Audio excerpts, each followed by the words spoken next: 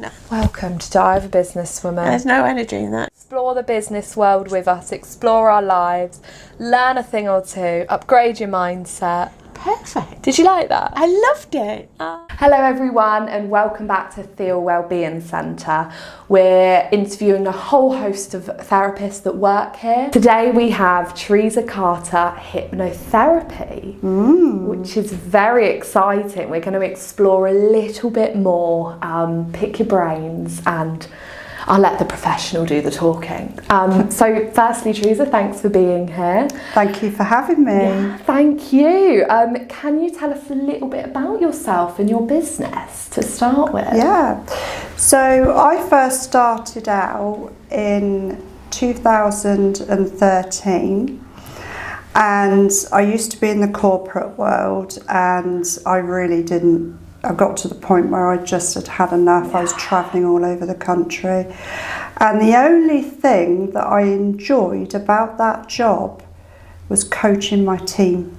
So there it was. Yeah. Your light bulb moment of That's it, your calling. yeah. Nice, yeah. So I had a car accident and that was really the turning point for me. Wow. I did a bit of soul searching and I just thought, do you know what? I've had enough. Yeah. And before I knew it, I was researching how to become a therapist. But by chance, hypnosis came up on Google and I started to explore it and I seemed really fascinated with it. Something clicked. Yeah, because nice. I've always been into self-healing and self-therapy books. So I had a look and before I knew it, I was on it. That was it, yeah. This was something you couldn't let go of. Oh, exactly. That's lovely. It sounds like you're speaking with a lot of great passion there. There is a lot of passion. Yeah.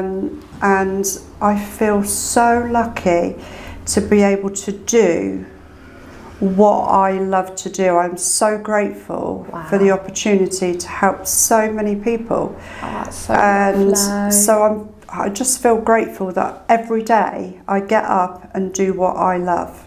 And you have a spring in your step doing it, I'm sure. Yeah, you don't have that feeling of dread about getting up in the morning or on Monday morning. Everybody knows that when they get up, they think, oh, I've got to go work again. And, you know, I don't have that feeling of dread. Wow. I look, who have I got in today?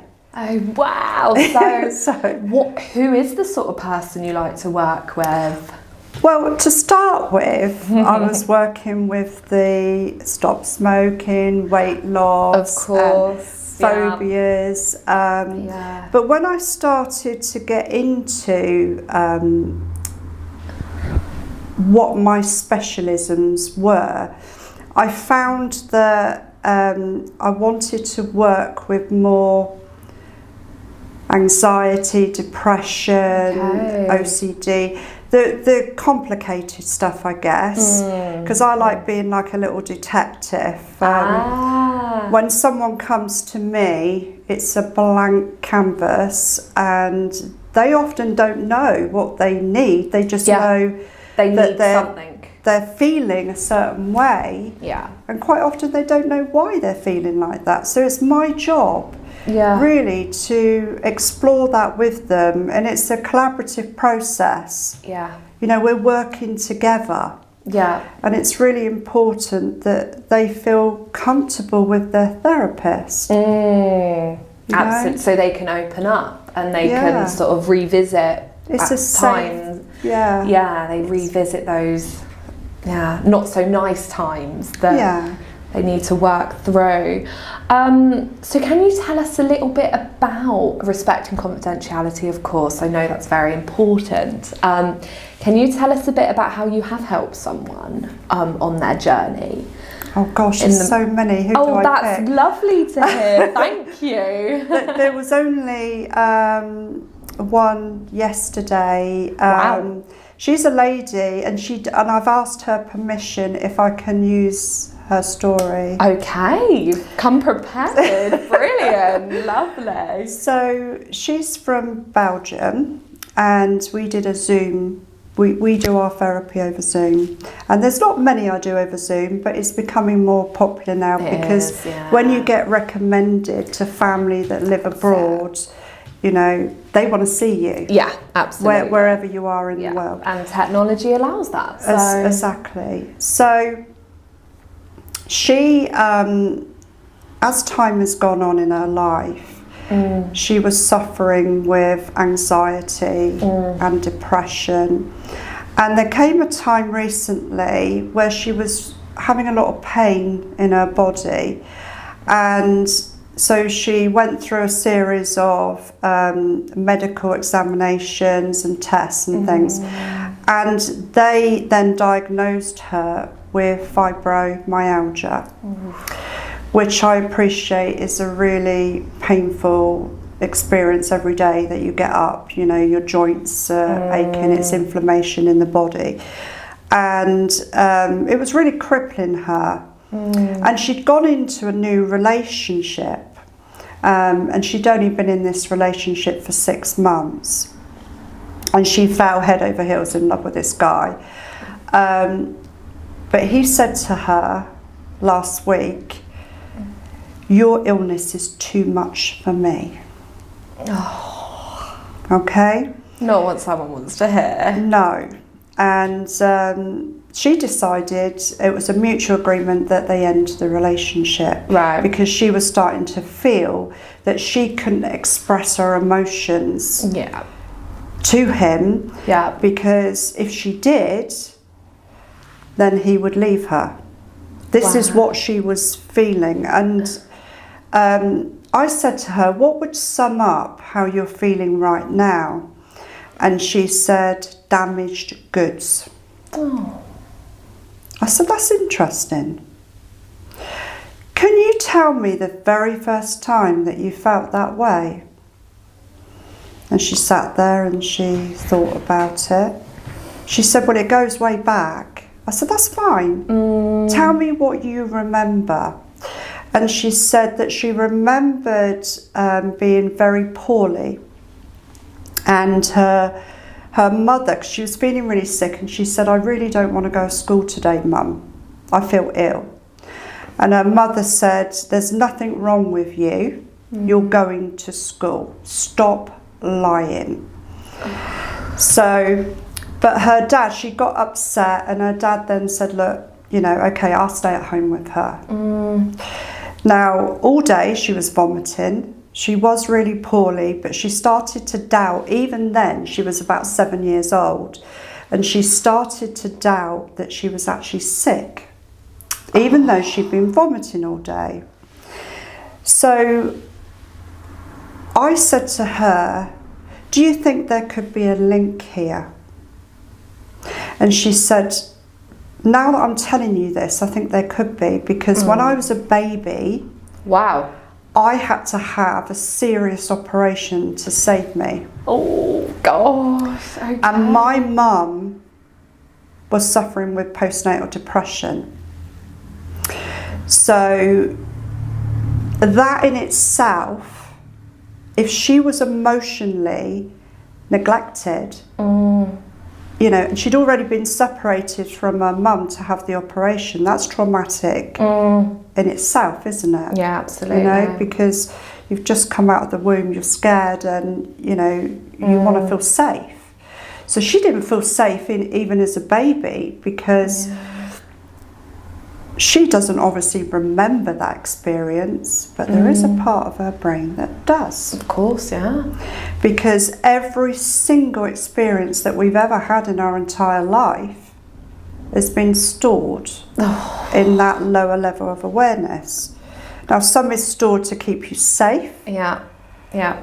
So, but some is stored that this information is not good for us. Obviously, her brain had experienced an adverse childhood experience. Right, and that is the technical term. Yeah, so therefore, that experience that she had even from a baby and going on into childhood, this was a common theme. Her mum never attended to her emotional needs. She would shut her down. So if she felt upset about something, if she needed her mum in any way, she would feel that she couldn't go to her mother and tell her how she was feeling. It was, you know, the expression, be seen and not heard. So all of these emotions have been suppressed in her childhood because she didn't have a voice. You know, she wasn't allowed to, because that wasn't the done thing. Now, we're not saying this is her mum's fault, because she may have been brought up that way. But what's happened is all of these emotions where she's built up, and I like to call them cover emotions, because you've got these emotions that sit right at the bottom, and then you've got all these emotions then just piling up. And of course, if you've never ever expressed those emotions or not been allowed to, they're lingering, and they're open wounds. They come up in ways that we don't expect sometimes, don't we? And it sounds like those come up with the ex-partner now in that situation.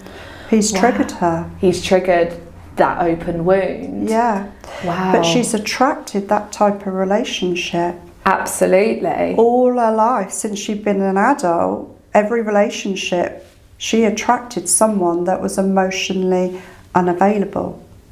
Because that's what she knew, and that's what she was sort of brought up.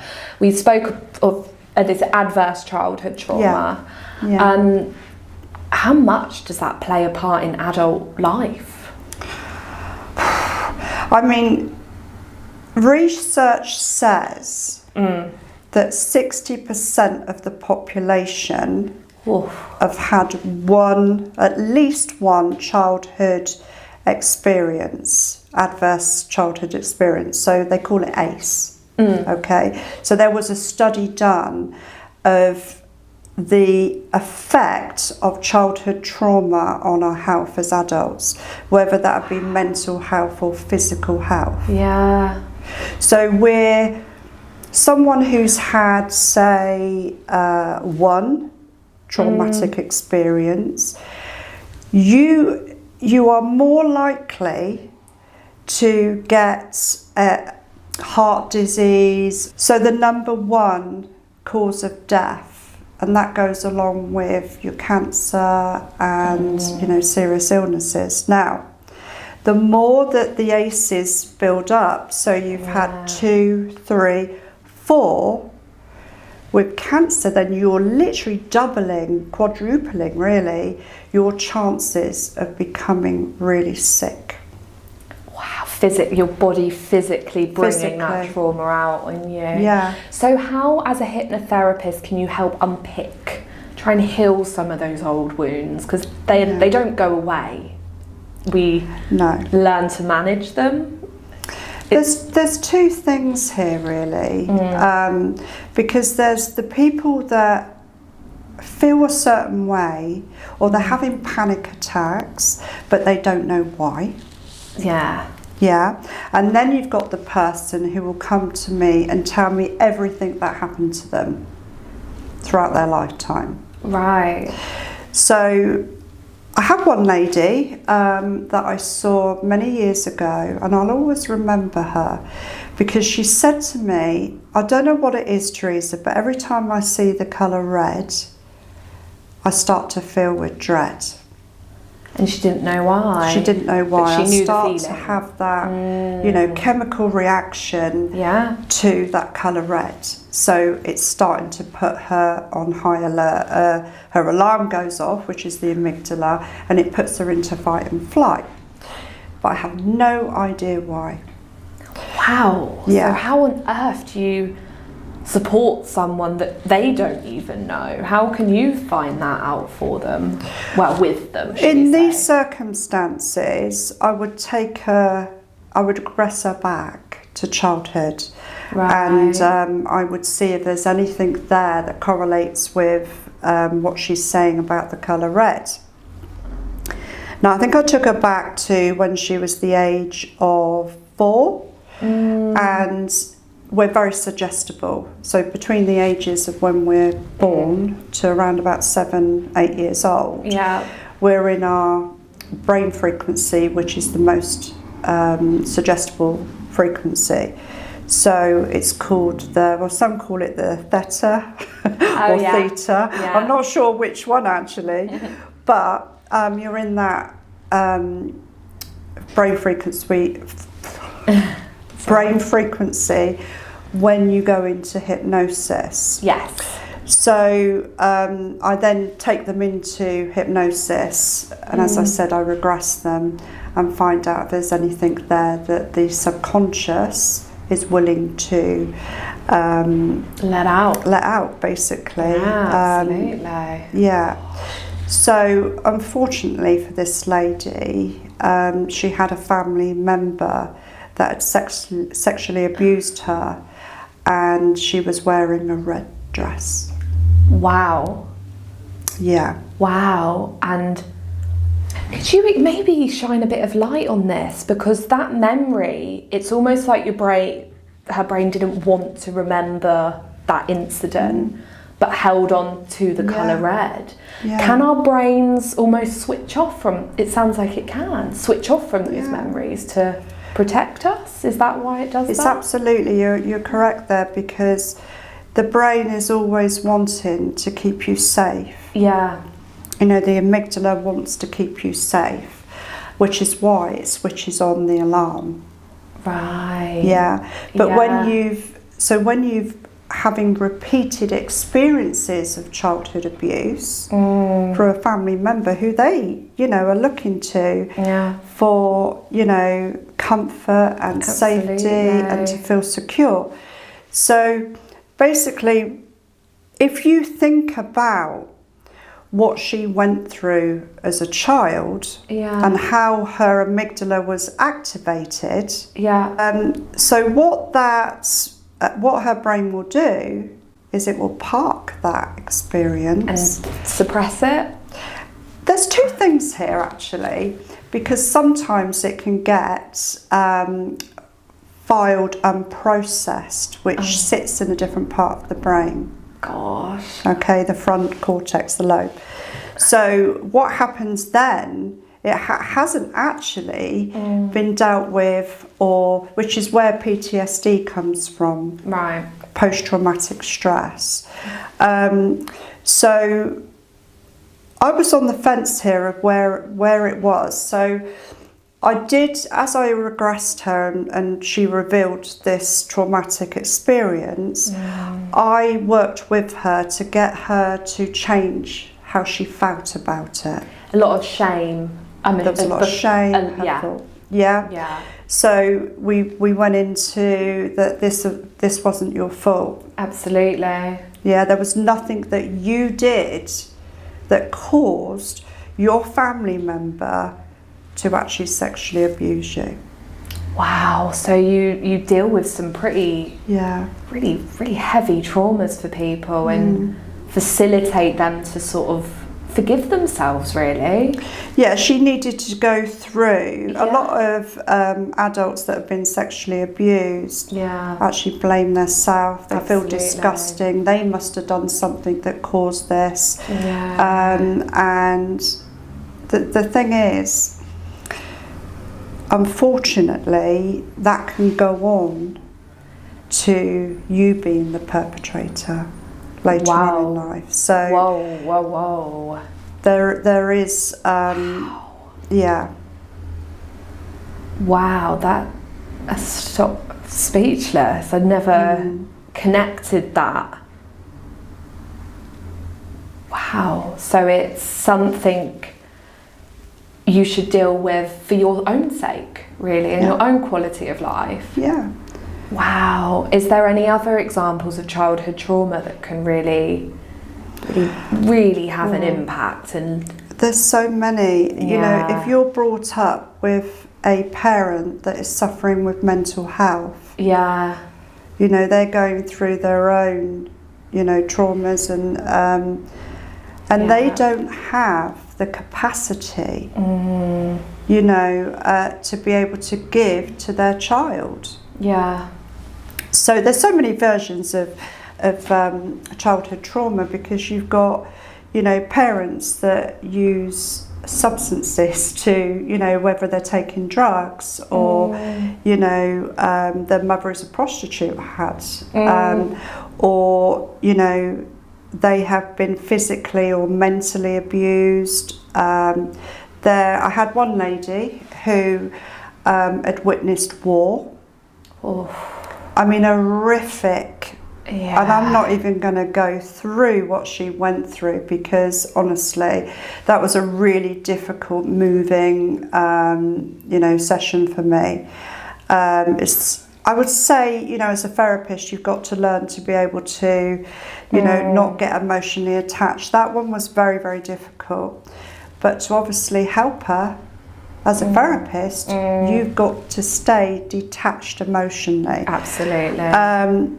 So that traumatic event was constantly repeated. And she saw people mutilated, all sorts of things, babies killed. Goodness. So that really affected her. So she was constantly on high alert her whole life. And, it just needed resetting, but she was suffering from post-traumatic stress. I'm not surprised. So for many, many years, and it was undiagnosed. Yeah. It was undiagnosed because she made no connection, really, that was what was causing her panic attacks. Wow. Now, in the present. So what we did, we went to her old wounds, but what I wanted to do, because I also am an EMDR practitioner, which is eye movement desensitization reprocessing. Wow. So I said earlier that sometimes experiences get parked. That's where EMDR works with. Okay, so different parts of the brain is storing different information. Yeah. And what would you call a trauma? Is that subjective to the person? Do we have any right to say that's a trauma, that's not? Do you know, that's such an interesting question. I don't know if there's an answer. And it's a very, very relevant question. Yeah. Obviously, you've got the statistics that say what is deemed as a trauma. Yeah. Okay. But I did regress one girl who, her trauma, I was expecting something quite horrific. You should never do that as a therapist, but I was. It was the early days. And her friend wrote to her and said she didn't want to be a friend anymore. I can see how that can be traumatic for someone. Yeah, so for her brain, saw that as a rejection. Yeah. So therefore, she's gone throughout of her life fearing rejection, feeling unloved. Was there any connection with maybe childhood experience that made that rejection so difficult for her? Oh, I mean, she went through a series of bullying. So actually the girl that had actually stopped being her friend went on to be a bully. Yeah. And then got an alliance. So all of her friends became this girl's, they became the enemy. So there was a lot going on. Yeah. And that's another traumatic event, because, children that are subjected to constant abuse at school can result in self-harming. I've got a lot of teenagers at the moment that, are self-harming. Yeah. The parents are worried about them. They've been suicidal. And the reason why they self-harm is because they're so overwhelmed with the emotional pain that it's causing. They don't know what to do with it because they haven't learned from their parents how to manage an emotion. Yeah. And that's a whole different podcast. So when you feel so overwhelmed, that emotion feels like actual pain. physically feeling it. Yeah. It's interesting how our body can hold on to these things. So that's a release. So when they cut themselves or hurt themselves, they're focused on the pain, not the emotion. Yeah, it's that distraction almost from what is going on. Wow, so what sort of clients are you looking to work with? Do you work with a particular age group? Is it a vast, open to anyone willing to dig a bit deeper? I don't know what's going on, but I've really been sent so many different clients, and I stopped wanting to work with the stop smoking, guys, and the weight loss and things, because it wasn't fulfilling me anymore as a therapist. So, and I felt that I wanted to work with what was very close to my heart, that I felt very passionate about. And I think as a therapist, if you work with what you're passionate about, you're going to be the best therapist that you can try and be. Yeah, absolutely. On top of that, as a therapist, you've got to want to be able to keep studying and always learning. Always learning, which I did extra training, learning in emotion solutions. Wow. So working with emotions. Emotions, how many emotions is there? Is there a number? So many emotions. We're human beings, it's what we do. And it's your interpretation, isn't it, of an emotion? Very true. Interesting. Fabulous. So you're always open to working with different people. Do they need to want to open those wounds? Do you need something from them where they do need, a little bit of cooperation, should we say? Of course. I had one lady who came into me who was drinking too much, and she didn't want to go there. No. She wanted, because some people deem hypnotherapy as a magic wand. Just hypnotise me, stop me drinking, and I'll be on my way. Well, I'm afraid it doesn't work that way. No. If it did, I'd be a millionaire. Yeah, you would. Okay. Take my money. But there needs to be a lot more work. It's collaborative. It is. It works two ways. I like to use the CBT principles, cognitive behavioural therapy, which I'm sure I know as a training psychologist. Yes. You're very much aware of, and so a combination of these therapies I think is very helpful. Sometimes one type of therapy doesn't fit all. So for me, I'm looking at who am I working with, how do they communicate, how do they deal with their own emotions, what are they willing to work with, because some people, if you give them homework to do, they won't do it. Some people, you just know actually the ones that are gonna go home and do the work. Sometimes they surprise you. I've had one guy on Monday, I sent him away to do some work on intrusive thoughts. Oh, interesting. Because he was believing that every thought that he had was real. And of course, we tell ourselves stories, don't we? 70 to 80% of our thoughts are not even true. Yeah, it's interesting, isn't it? Because they're not fact. Yeah. They haven't happened. So understanding your brain and really working with it then can really help find out what we need in fact to keep us going and happy, and then what we can brush off a little bit. And I gave him some homework to do and said to him, why are you believing them? Yeah. Become the boss of your thoughts, because intrusive thoughts are very disturbing. Sometimes intrusive thoughts can be very disturbing and you don't know why you have them. But as a psychiatrist said to me once, everybody gets intrusive thoughts. natural part of our being. It's how you respond to those thoughts, whether you believe them. Yeah. Because that thought turns into a scripted story, and before you know it, you're playing out the movie. Am I right in saying our memory is not as reliable as we think?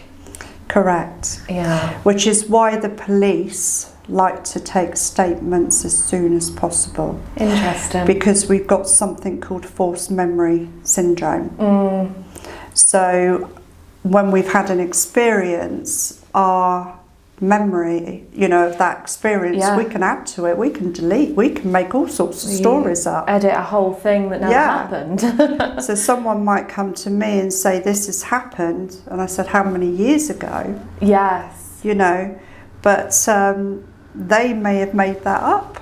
And how does that, it doesn't help in your work, does it? Because a memory is a memory, whether it's false or not.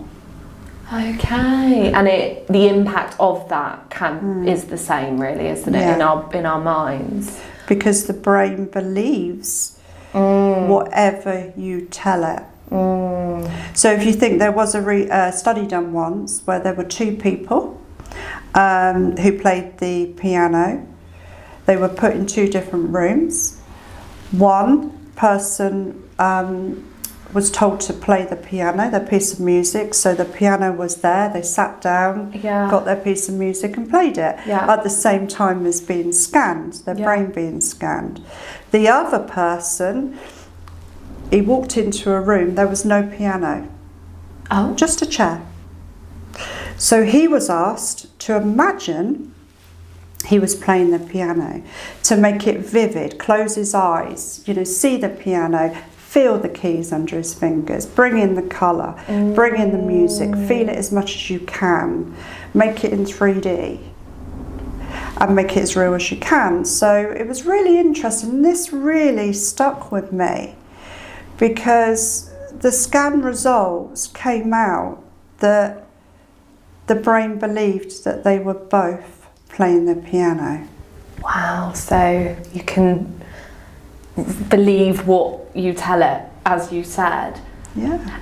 There's something I've read recently about like horror films and things, and we can't tell that that's not actually happening.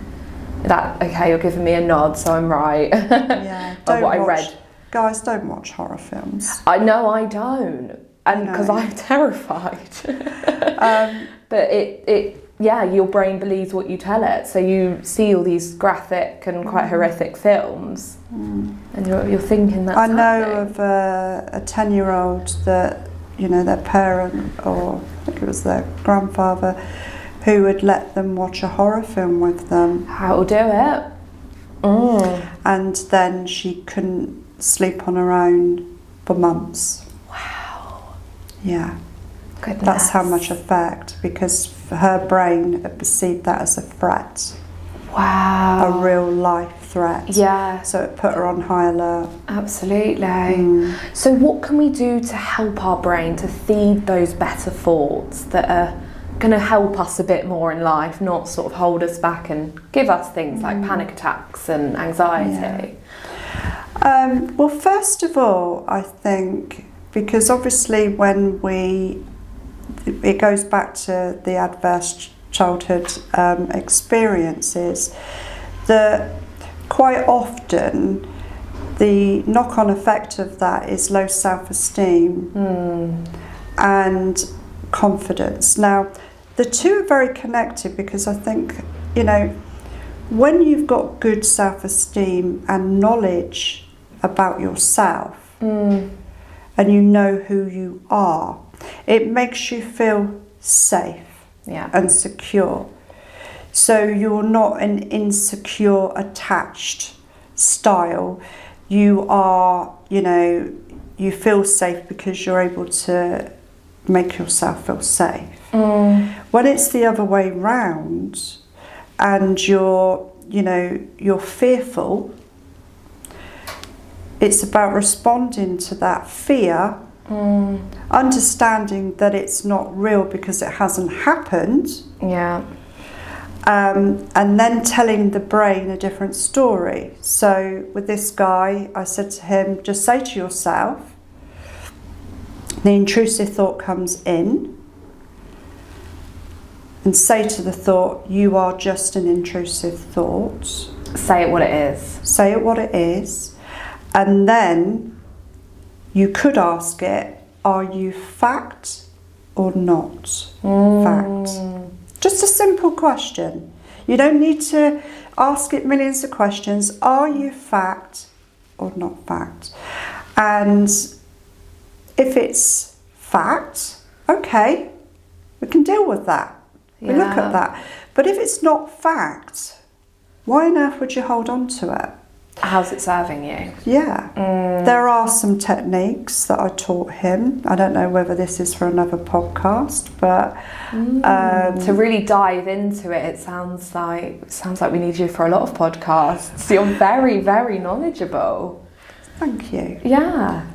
There are some techniques that you can use that deal with intrusive thoughts that are actually very quick. I mean, this one was extremely quick, but I think we'll work with that. Have some strategies in a whole, yeah.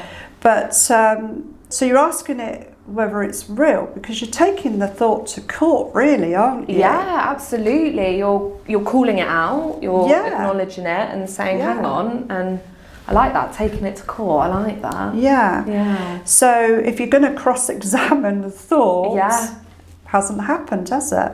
So because anything in the future, it cannot possibly be real, can it? Brilliant. And in that, those questioning your thoughts, having ownership of your thoughts, they can really change how one lives their life, really, moving forward. Yeah, it's very debilitating for people. Yeah. And those thoughts often come in because of past experiences. Yeah. But that's not happening now. Yeah, it's not serving you now. It's not serving you now. So if you look around you, is someone trying to come up you with a knife, you know? No. So it's not real. Yeah. And so what you say to the thought is, well, be cheeky here, do one. But wow, that's it. It's taking ownership, isn't it? It's taking ownership. And reminding yourself that you can control those thoughts. And it takes practice, I'm assuming. Well, you can't control what comes in. No, but you control how you respond to that thought. How you respond. And of course, if you respond repetitively to those intrusive thoughts, it's likely that the brain is going to say, do you know what, I'm going to stop sending them because I'm now hardwiring that response. I now know that those thoughts are not real. Absolutely. So you then end up hardwiring, growing new circuitries, new neural pathways that serve you. Yeah. But what I will say is, when you're training the brain, when you've dealt with the thoughts, why don't you look at how you really want to feel? You know? Yeah. How do I want to feel right now? Yeah. So that thought would have given you an emotion. Oh, wow. Yeah. Yeah, because the thought triggers the emotion triggers the behaviour, and then that becomes your reality, your belief. Wow. So it goes on and on and on. And that's where professionals like yourself can really help understand those thoughts, question those thoughts, and so on. I call it unpicking. Unpicking, that's exactly what you're doing. Unpicking all the layers, all the different layers that make us human at the end of the day. So Theresa, can you tell us how clients or potential customers can get in touch with you and work with you? Yeah. So I'm now working at the Theale Wellbeing Centre. How many days a week? 5 days a week. 5 days a week, yeah. Lovely. Whenever I've got clients. I have done some from home, and I do some home visits. I've got some elderly people who can't leave home, and you know, some might say they just want someone to talk to, but I actually do hypnosis with some of them. Brilliant. And they love it. Absolutely. You're never too old. One person said to me, my eldest one is 84 84. And someone said to me, why on earth would an 84-year-old want therapy? Why not? I looked at them and went, why not? Yeah, yeah. You know, because she's got something that, she's got an open wound. Yeah. From many years ago. Absolutely. And she now is in a place where she wants to be able to, you know, heal that open wound. And there shouldn't be a time limit on that, should there? Absolutely not. So it sounds like you're open to anyone that's willing to dive that bit deeper, Yeah. and you can help facilitate that. You maybe don't know what it is that is triggering emotions or behaviours, but okay, so get in touch through Theale Wellbeing Centre, and I'm sure you can be booked in with Theresa soon. Any other comments before we finish up? Just thank you for listening. I hope you found this podcast useful. Yeah. And there will be other podcasts that I'm looking forward to doing, because there's so many topics I'd like to talk about. Yeah. And in all honesty, I think what would be really lovely one day is to do a live recording that people could actually ask questions, interact and ask questions, just as you've been doing, because there's so many people also that can't afford therapy. Yeah. Private therapy is expensive. Yeah. And although I try to keep my costs reasonable, everything has gone up. Yeah. And I think that I would like to get more out to people, that even if it's just a small charge. And that's the beauty of socials and things. Exactly. The content's available, the information's out there. Yeah. Brilliant. Well, thank you very much for your time, and look forward to the next one. Thank you. Thanks for joining.